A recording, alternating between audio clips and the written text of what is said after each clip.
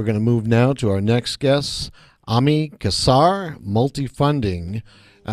Ami, welcome to Hello. the show.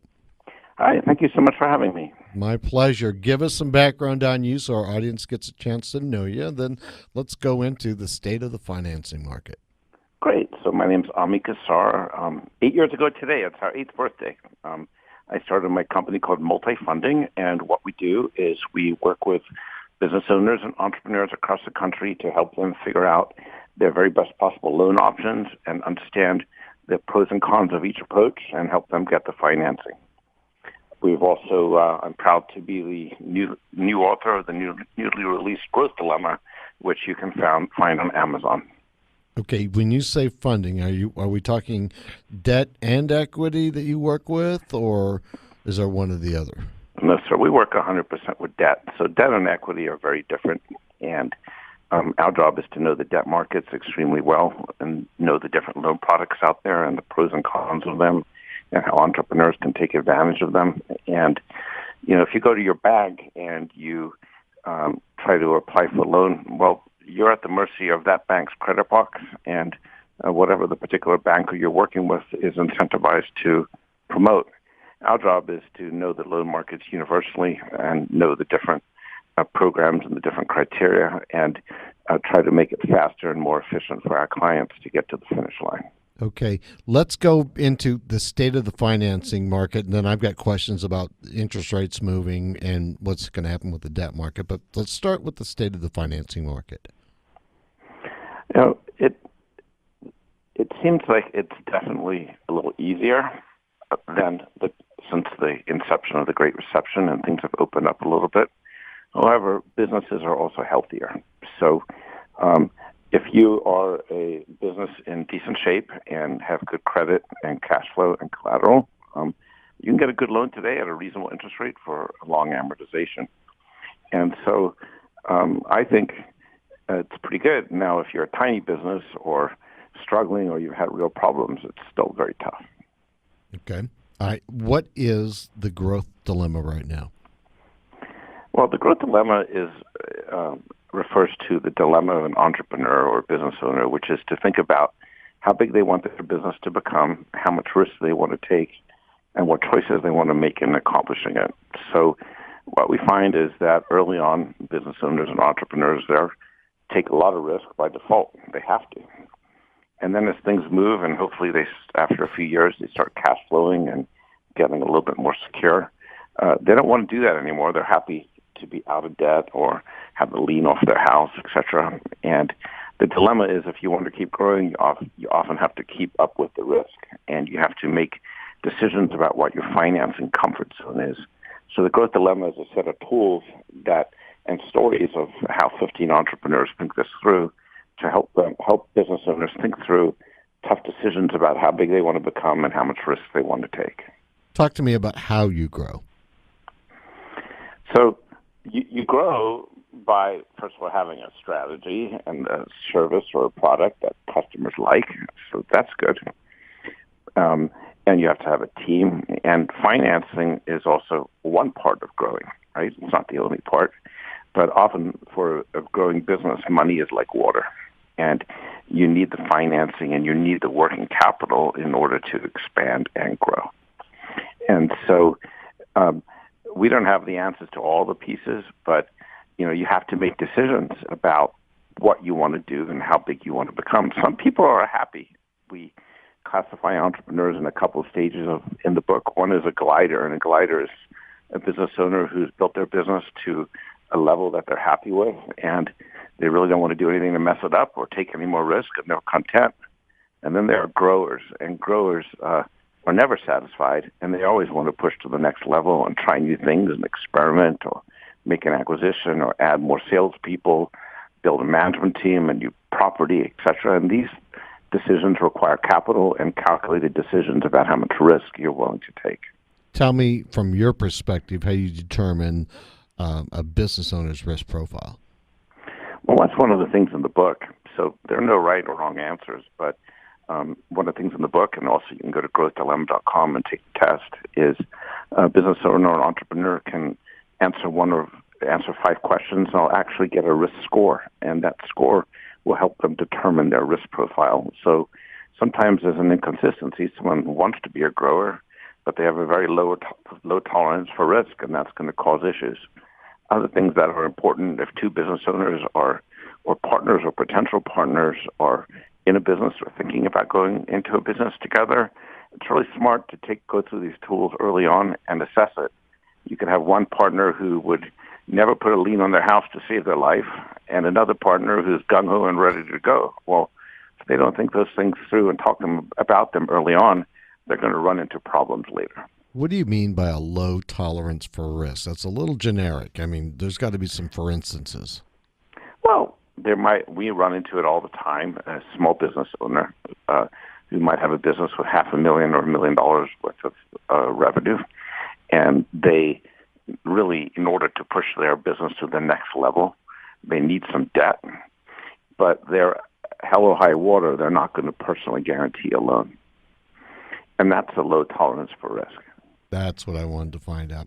All right, we're going to have to take a break here in just a minute, and I don't want to ask you a new question and then not give you enough time to answer it. Let's take a small break now, come back, and on the other side, I wanted you to talk to me of how you determine how much funding you need, okay? Sure. All right, we'll be right back on the other side of this break with Ami Kassar, CEO, MultiFunding. Segment has been brought to you by Lots of Yachts.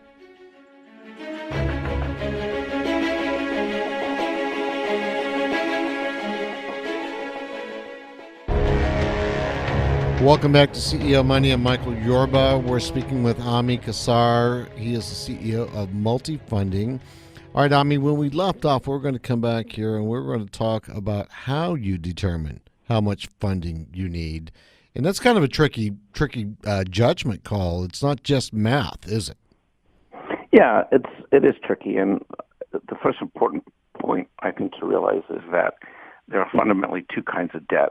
One is a revolving debt or a line of credit, and the other is term debt. Every business should have a line of credit in place, ideally for about 10% of your top line sales or 85% of your accounts receivable.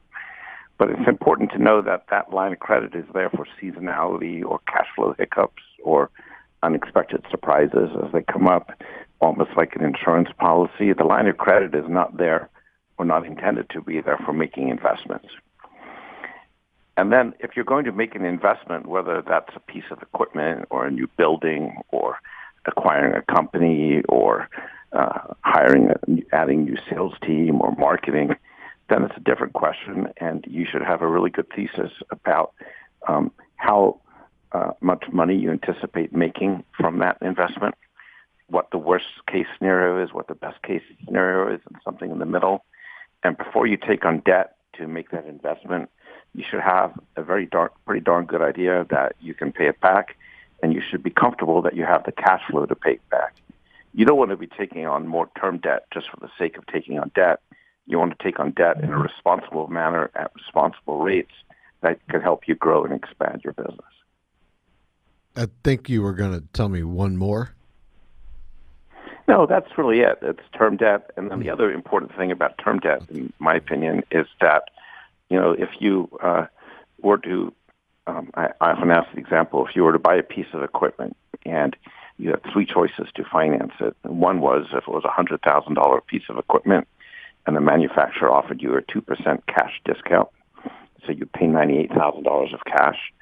The second one was if you had 12 months payments with no interest and you had a payment of about $6,300 or $6,800 a month. And the third one was if you had a 5-year note at 3% interest and you had a payment of about $1,800 a month. Which would you choose? Some people would not choose the third one because they wouldn't want to pay any interest. However, there's a lot of logic, in my opinion, about creating financial flexibility, which means pay a little interest to give yourself some breathing room when you hit some tough months, because we just don't know what to expect. Things could be going great right now and could go well for another few months or another year, and then you could hit a wall. And so it's important also when you take on term debt, in my opinion, to get a longest amortization possible, preferably with no prepayment penalty, so that you have some flexibility to deal with the ups and downs or the speed bumps that are invariably part of life and part of business. What are the differences between seeking debt or equity financing? Well, I like to call it a little bit like the Shark Tank myth. So debt, you're going to have to pay it back, and often you're going to have to guarantee it. But once you've fulfilled your obligation, the debt is gone, and you own your business. With equity financing, you just got married to whomever that investor is, and you're going to have them for the life of your business. So while each should be thought about carefully and responsibly, realize that the obligations are different. And I always encourage people, if you're going to take on an investor, have some long and hard conversations with them about values and principles and the future of the company and the time horizons and what each of you expect, so that you can make sure that you are consistent in what you're trying to accomplish. There's good and bad reasons for seeking funding. Tell us your opinion on that. Well, it all depends on for what and your aspirations. So to seek funding just to get it is dumb.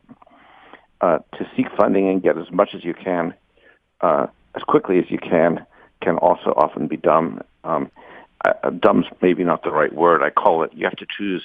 You have to think through your approach to your business, and it's one of the things we talk about in the growth dilemma. Are you a tortoise entrepreneur or are you a hare entrepreneur? So if your goal is to grow something as quickly and rapidly as fast as possible and to blow it out and sell it in a couple of years, and you're a serial entrepreneur and you want to do this a couple of times, probably equity financing is the right choice for you. But if you have a longer time point of view and see this as a business that you hope to own for 10, 20, or 30 years, and you're building it for the long run, then often debt can be the better alternative. Is that generally what you see in companies with their plan, their attitude, their culture? If they're funding their companies with debt, that's probably a long-term thinker versus equity, or a combination of. Yeah, generally speaking, and I call it the Shark Tank myth. So there seems to be this myth in our country that you need an investor to start a business, and you need that famous investor, and you need to go through multiple rounds of finance. And we celebrate companies like Facebook and Twitter and venture capitalists, and we high five people when they get a big round of investment. But the reality is that's not life for 99% of business owners and entrepreneurs, and they don't have those choices. And so debt and liens on your house and personal guarantees is a way of life for so many people. And that's a big reason I wrote The Growth Dilemma, to help these entrepreneurs have a framework to think through the decisions about how they want to grow their business and what their financing comfort zone is. We've got about a minute left. What are the questions you need to answer about, let's say, our business before we determine if funding is the right or wrong approach? Well, one of the things I do, and it's a central tenet of the book, and I do it in the workshops I do around the country, is I present folks with a gift of $1 million worth of poker chips. And I ask, if I were to give you a gift today of $1 million and you had to decide whether or not you were going to invest it in your business or a mutual fund of your choice, how would you divide the chips, and what return would you expect from each investment? Well, if you have a business and you suddenly had $1 million and there's nothing you would do with it to invest in your business, well, you're either really lucky or maybe you're bored. But if you were to take some of that money and allocate it into your business, and then you feel strongly that you could get a great return from it, then you should ask yourself, why aren't you doing that? And let's say you think if you invested $300,000, you could get a 30 or 40% return from that investment, and you could go borrow that money at 6 or 7%. You have to ask yourself, what's holding you back from doing that? And so that $1 million question, I think, is a good question for everyone to answer. And in the book, we ask 15 entrepreneurs of various stages and various industries around the country what they would do with their $1 million. And we tell those stories to give the readers some perspective to think about. Ami, we've got to put a close on this one right now, but thank you for being a guest on this show. It's my pleasure. Thanks for having me. My pleasure. Ami Kassar, MultiFunding.com. This segment has been brought to you by Tycon Partners,